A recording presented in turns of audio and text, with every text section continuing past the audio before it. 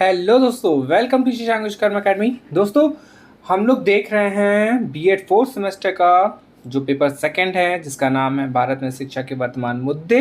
उसका टॉप जो हमारा चैप्टर है, 6 चैप्टर, और इसका नाम है भारत में दूरस्थ शिक्षा एवं मुक्त शिक्षा से संबंधित नवीन मुद्दे। ठीक है, तो ये हमारा 6 चैप्टर है।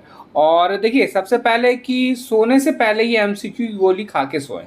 मतलब कि ये जो एमसीक्यू के वीडियोस हैं, ठीक है, तो ये ज़रूर से ज़रूर देख के और सोएं, जिससे कि आपको क्वेश्चन से याद रहें। ठीक है, सबसे पहले। फिर दूसरा ये कि 2 पेपर हम लोग देख रहे हैं, पेपर फर्स्ट और सेकंड, और उसके पेपर फर्स्ट में हो चुके 8 चैप्टर और पेपर सेकंड में आज 6 चैप्टर कंप्लीट हो चुके हैं। तो जिन्होंने नहीं देखा है वो जाके देख लें। ठीक है, चलिए अभी स्टार्ट करते हैं। पहला इस पे देखिए, क्वेश्चन जो दिया गया है वो है दूरवर्ती शिक्षा की सर्वप्रथम शुरुआत किस देश में हुई। पहले ऑप्शन में दिया गया अमेरिका, सेकंड में दिया गया इंग्लैंड, जर्मनी और भारत। ठीक है, अब आप बताइए कब हुई दूरस्थ शिक्षा की सर्वप्रथम शुरुआत और किस देश से। तो इसका आंसर हो जाएगा इंग्लैंड। ठीक है, नेक्स्ट है पत्राचार परामर्श का संबंध किससे है। तो ऑप्शन दिया गया प्रौढ़ शिक्षा से, औपचारिक शिक्षा से, दूरस्थ शिक्षा से और धार्मिक शिक्षा से।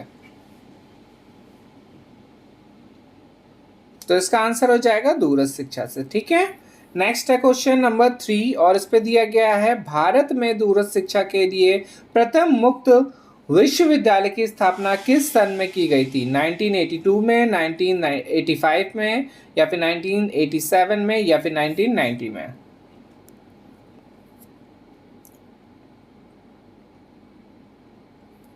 तो इसका आंसर हो जाएगा ए ऑप्शन से, 1982 में करी गई थी। ठीक है, तो ईयर वाले क्वेश्चन है, अभी से इसको नोट डाउन कर लें अलग पेज में।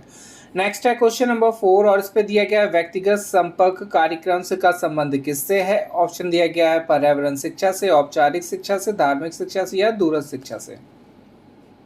व्यक्तिगत संपर्क कार्यक्रम, तो इसका आंसर हो जाएगा डी ऑप्शन से, दूरस्थ शिक्षा से है। क्वेश्चन नंबर 5, और इस पे दिया गया है डॉक्टर पी.एल. किरकिरे तथा डॉक्टर के.एस. खिची ने दूरस्थ शिक्षा के कितने सिद्धांत बताए हैं, बताइए। पहले में दिया गया 10, दूसरे में 11, तीसरे में 12 और फिर चौथे में 13। तो इन दोनों ने 13 सिद्धांत बताए हैं। ठीक है, नेक्स्ट है क्वेश्चन नंबर 6, विश्व के कितने देशों ने मिलकर अंतर्राष्ट्रीय दूरस्थ शिक्षा परिषद ICDE की स्थापना की थी। ऑप्शन दिया गया है 50 से अधिक देशों ने, 20 से अधिक देशों ने, 100 से अधिक, या इनमें से कोई नहीं।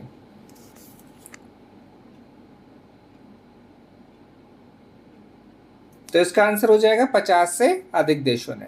क्वेश्चन नंबर 7, कौन सी शिक्षा औपचारिक, अनौपचारिक और औपचारिकेतर शिक्षा के लक्षणों का सम्मिलित स्वरूप है। पहले में दिया गया धार्मिक शिक्षा, दूरस्थ शिक्षा, जनसंख्या शिक्षा और यौन शिक्षा।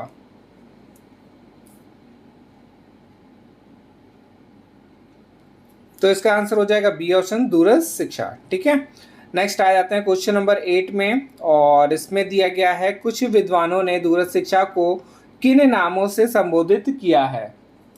ठीक है, पहले में दिया गया है मुक्त शिक्षा, ओपन एजुकेशन, पत्राचार शिक्षा, करस्पॉन्डेंस एजुकेशन।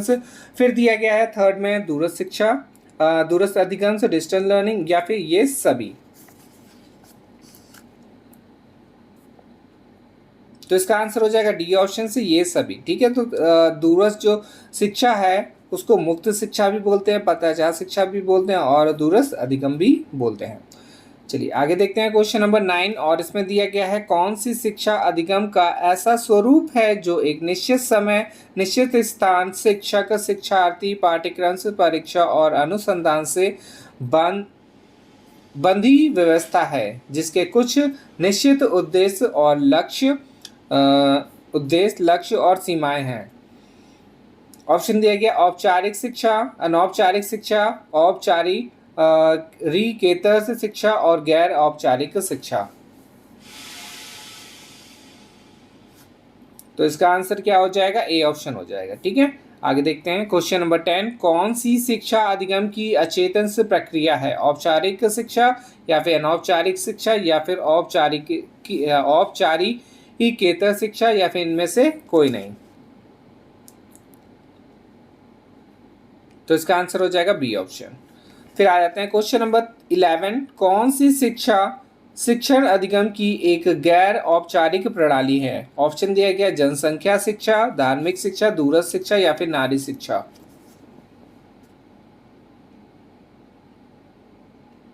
तो इसका आंसर हो जाएगा सी ऑप्शन, ठीक है, दूरस्थ शिक्षा। 12 नंबर में दिया गया है शिक्षण अधिगम की एक औपचारिकेतर प्रणाली दूरस्थ शिक्षा में शिक्षा के कौन से घटक यथास्थान होते हैं? ऑप्शन दिया गया है शिक्षार्थी, शिक्षक, पाठ्यक्रम और ये सभी।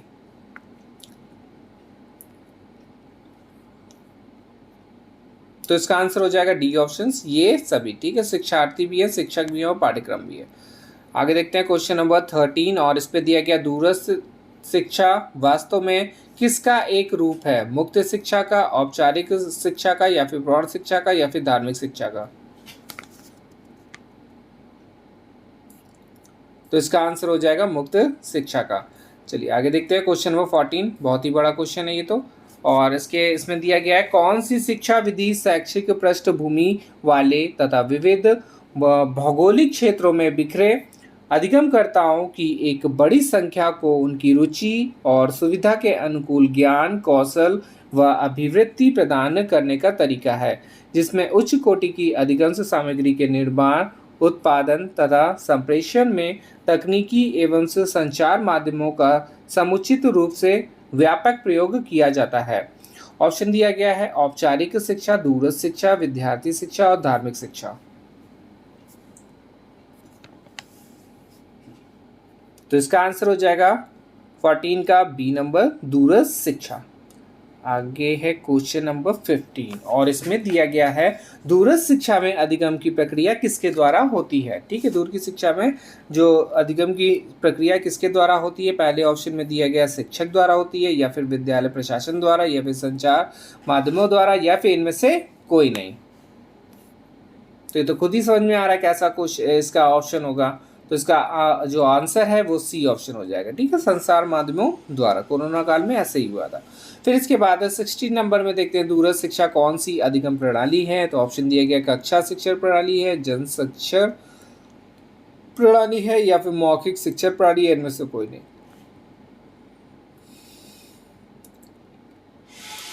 तो बी वाले ऑप्शन में हो जाएगा 16 क्वेश्चन नंबर में हो जाएगा बी ऑप्शन और इसका आंसर है जन शिक्षण प्रणाली।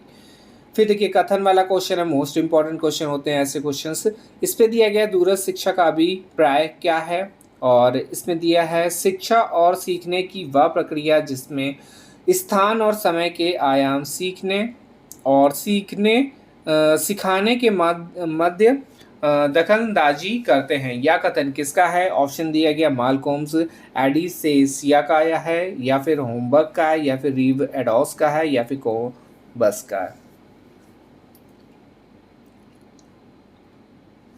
तो इसका आंसर हो जाएगा ए ऑप्शन, मालकोम्स एडिसेसिया का है, ठीक है। अब आ जाते हैं क्वेश्चन नंबर 18 में और इसमें दिए गया पत्राचार शिक्षण से संपूर्ण पाठ्यचर्या को इकाइयों में विभक्त किया जाता है। प्रत्येक इकाई को कहते हैं अध्ययन इकाई या फिर पाठ इकाई या फिर मॉड्यूल्स या फिर उपयुक्त सभी।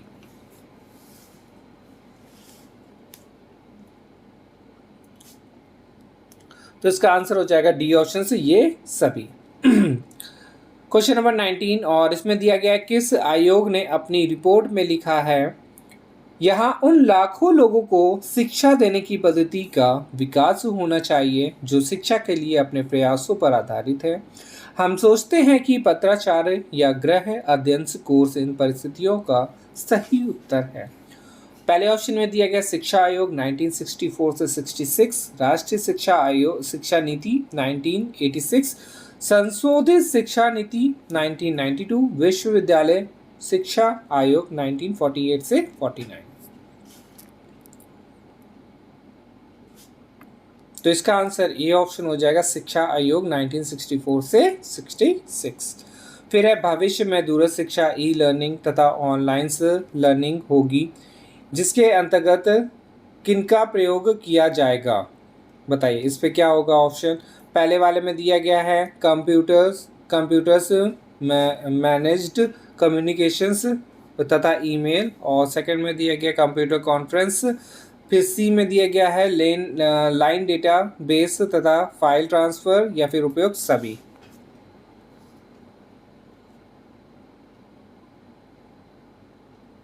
तो इसका आंसर हो जाएगा डी ऑप्शन, उपयोग सभी। ठीक है, अब आ जाते हैं 21 में। इस पे दिया गया है आभासी शिक्षा हेतु प्राय आवश्यकता होती है पर्सनल कंप्यूटर की या फिर इंटरनेट की या फिर दोनों की, या इनमें से कोई नहीं।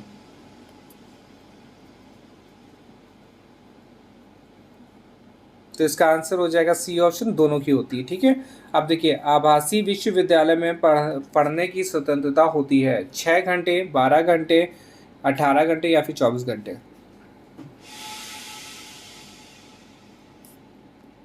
तो आभासी जो विश्वविद्यालय होते हैं उसमें 24 घंटे पढ़ने की स्वतंत्रता होती है। फिर है वर्चुअल्स ग्लोबल्स विवि कहाँ की ऐसी वास्तविक संस्था है जिनका कानूनी प्रारूप है फिर भी आभासी है? यूके, जर्मनी, भारत या फिर अमेरिका?